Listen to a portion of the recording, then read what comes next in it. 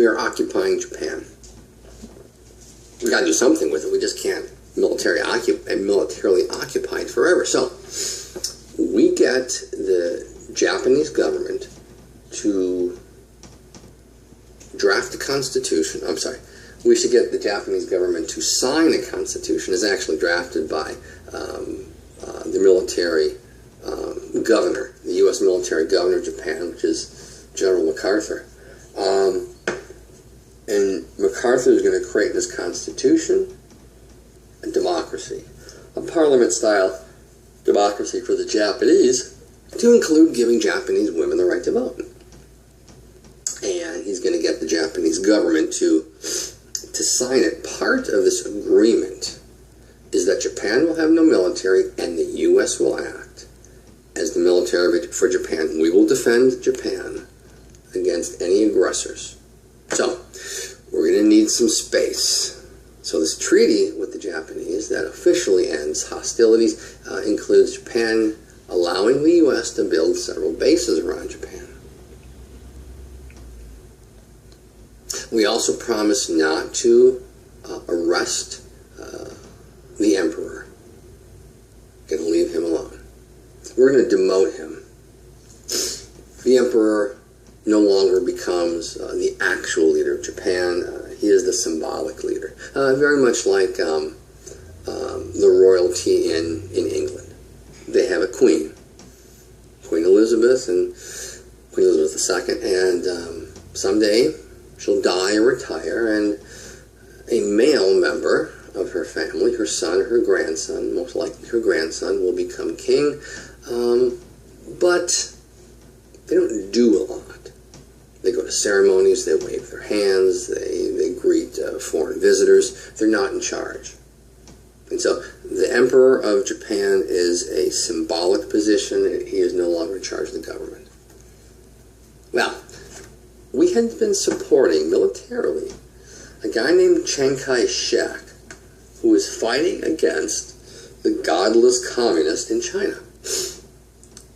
Well, Chiang Kai-shek loses one battle after another. He withdraws himself and his troops to an island off the coast of China called Formosa, which will eventually be renamed Taiwan, or Free China.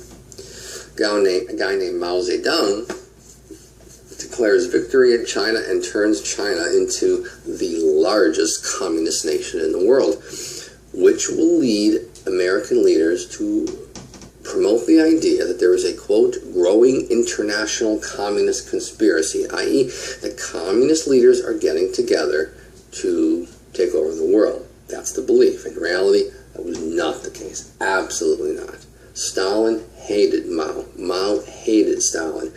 There's going to be a communist leader in Vietnam who does not get along with the Chinese. There is a communist leader in North Korea that then in the 40s and today in the 21st century does not get along with the communists in China.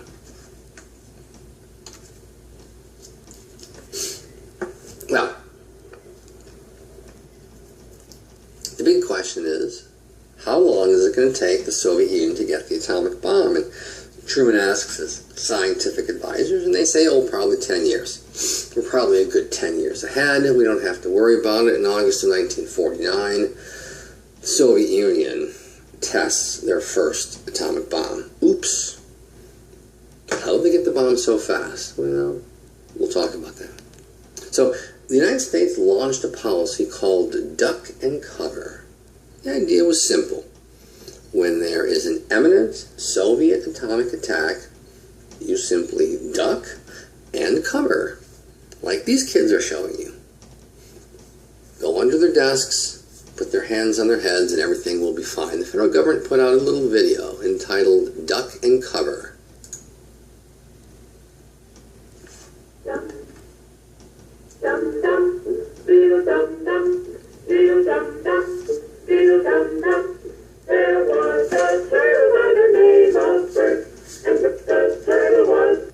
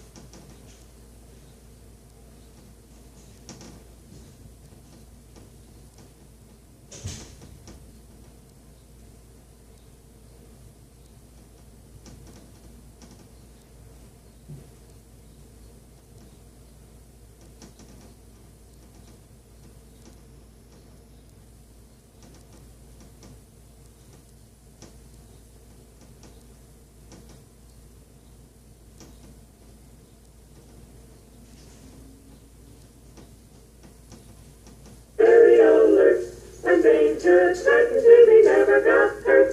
He knew just what to do. He ducked and covered, ducked and covered. He did what we all must learn to do. You and you and you and you, ducked and covered. Be sure and remember what Bert the Turtle just did, friends, because every one of us must remember to do the same thing. That's what this film is all about. Duck and cover. This is an official civil defense film produced in cooperation with the Federal Civil Defense Administration and in consultation with the Safety Commission of the National Education Association. Produced by Archer Productions, Incorporated. Hey, Bert, come on out and meet all these nice people, please. Oh, all right. We really can't blame you. You see, Bert is a very, very careful fellow. When there's danger, this is the way he keeps from being hurt. Sometimes it even saves his life. That's why these children are practicing to duck and cover just as you do in your school. We all know the atomic bomb is very dangerous. Since it may be used against us, we must get ready for it, just as we are ready for many other dangers that are around us all the time.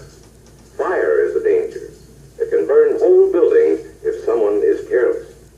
But we are ready for fire. We have a fine fire department to put out the fire. And you have fire drills in your school, so you know what to do. Automobiles can be dangerous too. They sometimes cause bad accidents, but we are ready. We have safety rules that car drivers and people who are walking must obey. Now, we must be ready for a new danger, the atomic bomb. First, you have to know what happens when an atomic bomb explodes. You will know when it comes. We hope it never comes, but we must get ready. It looks something like this. There is a bright flash, brighter than the sun, brighter than anything you've ever seen. If you are not ready and did not know what to do, it could hurt you in different ways. It could knock you down hard, or throw you against a tree or a wall. It is such a big explosion, it can smash in buildings and knock signboards over and break windows all over town. But if you duck and cover like Bert, you will be much safer. You know how bad sunburn can feel. The atomic bomb flash could burn you worse than a terrible sunburn, especially where you're not covered. Now, you and I don't have shells to crawl into like Bert the Turtle, so we have to cover up in our own way. First, you duck, and then you cover. And very tightly, you cover the back of your neck with your face. Duck and cover underneath a table or desk or anything else close by. In Betty's school, they are talking about the atomic bomb too. Betty is asking her teacher, how can we tell when the atomic bomb may explode? And her teacher is explaining that there are two kinds of attack, with warning and without any warning. We think that most of the time we will be warned before the bomb explodes, so there will be time for us to get into our homes, schools, or some other safe place. Our civil defense workers and our men in uniform will do everything they can to warn us before enemy planes can bring a bomb near us. You may be in your schoolyard playing when the signal comes. That signal means to stop whatever you are doing and get to the nearest safe place fast. Always remember, the flash of an atomic bomb can come at any time, no matter where you may be. You might be out playing at home when the warning comes. Then be sure to get into the house fast, or your parents have fixed a safe place for you to go. If you are not close to home when you hear the warning, go to the nearest safe cover. Know where you are to go, or ask an older person to help you. You know the places marked with the S sign? They're safe places to go when you hear the alarm. If there is a warning, you will hear it before the bomb explodes. But sometimes, and this is very, very important, sometimes the bomb might explode without any warning. Then the first thing we would know about it would be the flash. And that means duck and cover fast, wherever you are. There's no time to look around or wait. Be like Bert. When there is a flash, duck and cover, and do it fast.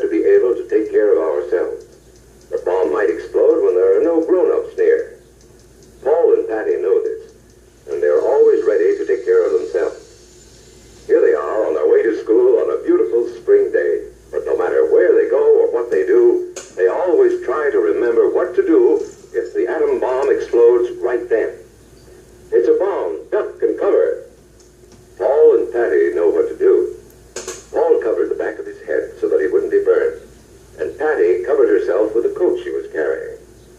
They knew how to duck and cover. They acted right away when the flash came.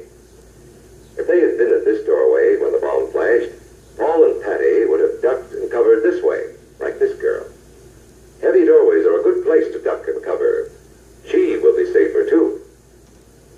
Here's Tony going to his Cub Scout meeting. Tony knows the bomb can explode any time of the year, day or night. He is ready for it. Duck and cover. Attaboy, Tony. That flash means act fast. Tony knows that it helps to get to any kind of cover. This wall was close by, so that's where he ducked and covered. Tony knew what to do. Notice how he keeps from moving or from getting up and running? He stays down until he is sure the danger is over. The man helping Tony is a civil defense worker. His job is to help protect us when there is danger of the atomic bomb. We must obey the civil defense worker. We must know how to duck and cover in the school bus or in any other bus or streetcar. Duck and cover. Don't wait. Duck away from the windows fast. The glass may break and fly through the air and cut you. Sundays, holidays, vacation time, we must be ready every day, all the time, to do the right thing if the atomic bomb explodes. Duck and cover. This family knows what to do, just as your own family should. They know that even a thin cloth helps protect them. Even a newspaper can save you from a bad burn. But the most important thing of all is to duck and cover yourself, especially where your clothes do not cover you. No matter where we live, in the city or the country, we must be ready all the time for the atomic bomb. Duck and cover. That's the first thing to do. Duck and cover. The next important thing to do after that is to stay covered until the danger is over. Yes, we must all get ready now, so we know how to save ourselves if the atomic bomb ever explodes near us. If you do not know just what to do, ask your teacher when this film is over. Discuss what you could do in different places if a bomb explodes. Older people will help us as they always do, but there might not be any grown-ups around when the bomb explodes. Then, you're on your own. Remember what to do, friends. Now tell me right out loud. What are you supposed to do when you see the flash? Duck and cover. Duck and cover. A couple things I want to point out. One, the constant use of the word obey. They use obey over and over and over again in this video, and that is one of the aspects of the Cold War. They don't want, American leaders don't want people to think, not independently. They want them to act, and act in accordance with how the government wants them. Obey. Very important ideologic feature of the Cold War in the United States. The other very silly idea is that you can survive an atomic weapon simply by putting a newspaper over your head. I joined the Army in 1983, and they taught us duck and cover. They said put your hands behind your head and have your head touch your thighs, and then the drill instructor said, and then kiss your ass goodbye because you're going to die. There's no way to survive a nuclear attack. So we're going to develop stronger and stronger bombs. We had atomic bombs at first, and we're going to go to nuclear bombs. Much more devastating. Anyhow, duck and cover.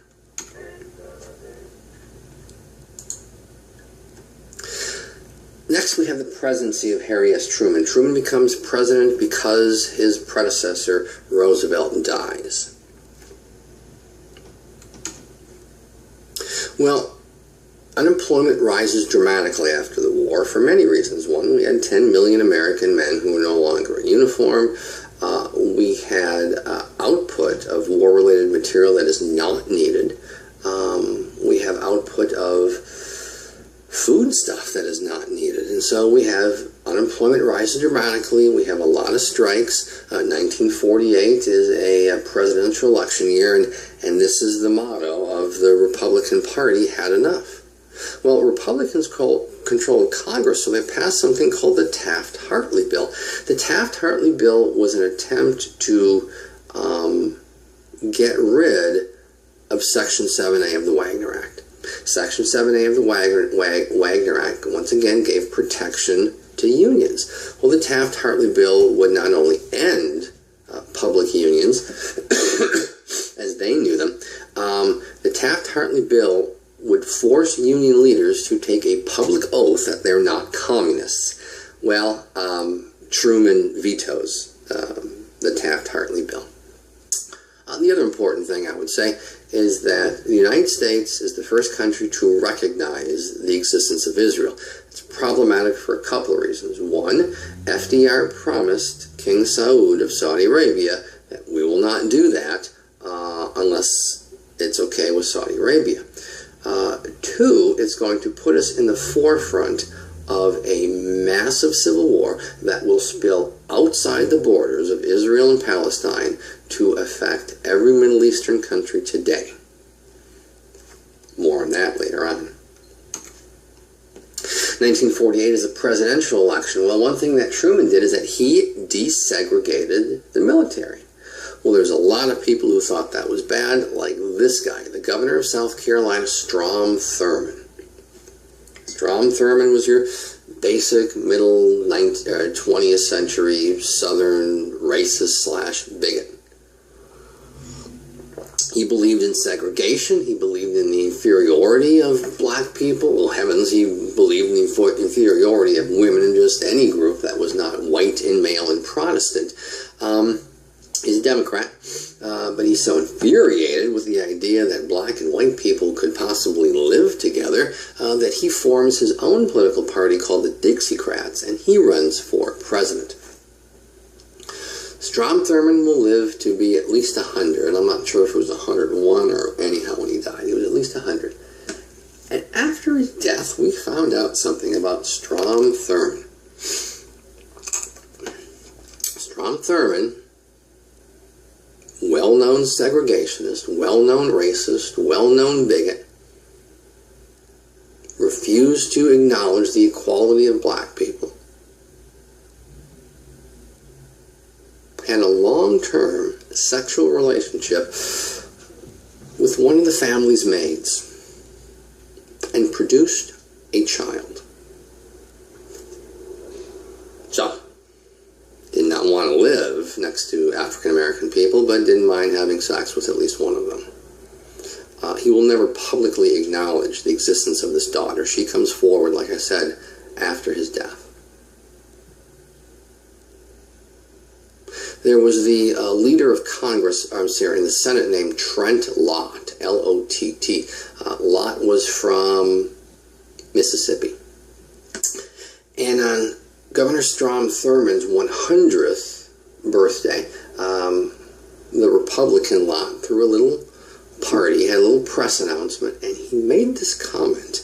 He said, how better would the country have been if Strom Thurmond was elected president in 48? That's kind of a scary thing to say around the year 2000.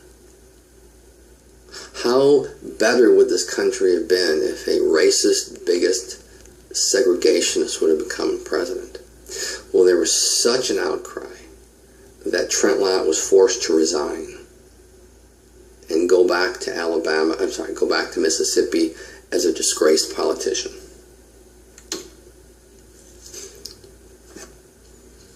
FDR's domestic plan was called the New Deal. Truman's plan was called the Fair Deal. These are the things he asked Congress to do. Congress did none of them. He called for the National Housing Act. He wanted to do a couple things. One, he wanted to create federal housing to help poor people. Two, he wanted equality in home ownership. And the reality was banks would not loan money to black people if they wanted to buy a house in what was seen as a white neighborhood. He called for a minimum wage. You know, that executive order that FDR put in place during the war, he wants to make that permanent and throughout the United States. And Congress says no.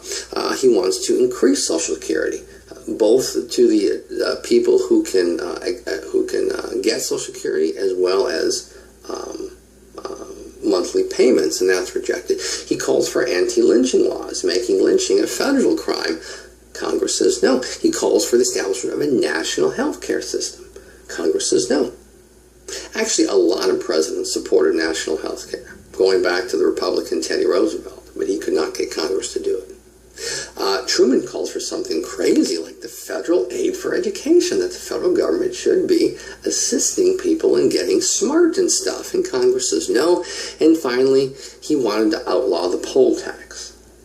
A poll tax was a tax that you had to pay in order to vote. The idea was, well, it costs money to run elections, so those who play have to pay. Well, in reality, only black people were forced to pay the poll tax because it was known as the grandfather clause. So Texas passed the poll tax. You had to pay a tax to vote unless your grandfather voted. And if your grandfather voted, you don't have to pay the tax. So the voting official looks at you, you're white, and the conclusion is your grandfather voted. Election official looks at you and you're black. The presumption is that your grandfather did not vote. Now you have to pay a tax. The poll tax in Texas and throughout the South was created specifically to keep black people from voting. The same thing happened shortly after the Supreme Court gutted part of the Voting Rights Act of 1965. Within hours of the Supreme Court's action, the legislature in Texas passes a series of laws specifically targeting poor people and minorities that will result in them having a harder time to vote.